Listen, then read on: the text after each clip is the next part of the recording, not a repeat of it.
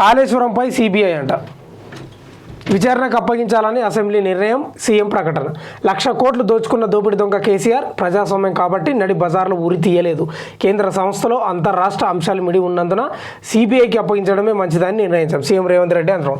మొత్తం మీద అయితే కాళేశ్వరం ప్రాజెక్టును దానిలో జరిగిన అవకతవకలు అనుకోని ఏదన్నా అనుకోండి, ఇక దోపిడీ అని అనుకోండి, కుంగడం అనుకోండి, ఏదన్నా అనుకోండి, మొత్తం మీద అయితే రేవంత్ రెడ్డి ఒక నిర్ణయం తీసుకున్నాడు సిబిఐకి అప్పగించాలని.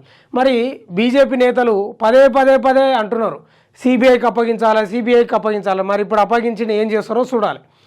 ఎందుకు అంటున్నా ఈ మాట అంటే ఈడీ సిబిఐని ఎగదోలడం బీజేపీకి అలవాటు.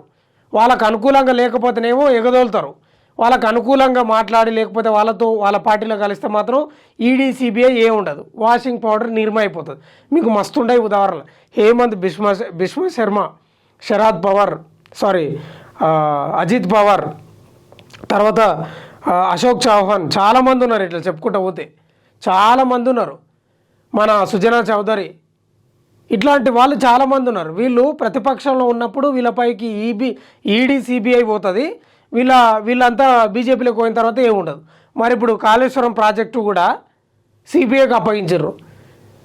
ఇక రేవంత్ రెడ్డి ఏమంటున్నాడంటే ఖచ్చితంగా చర్యలు తీసుకోవాల్సిందే, ప్రజాస్వామ్యం అడ్డగోలుగా దోచుకున్నారని రేవంత్ రెడ్డి చెప్తున్నాడు.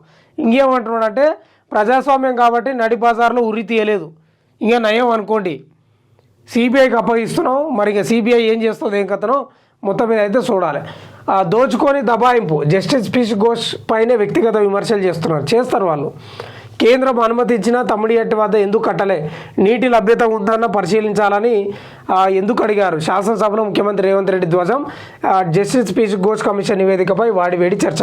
మొత్తం మీద నిన్న అర్ధరాత్రి వరకు జరిగిందండి. అర్ధరాత్రి వరకు వాడివేడి చర్చ, ఒక యుద్ధమే నడిచింది.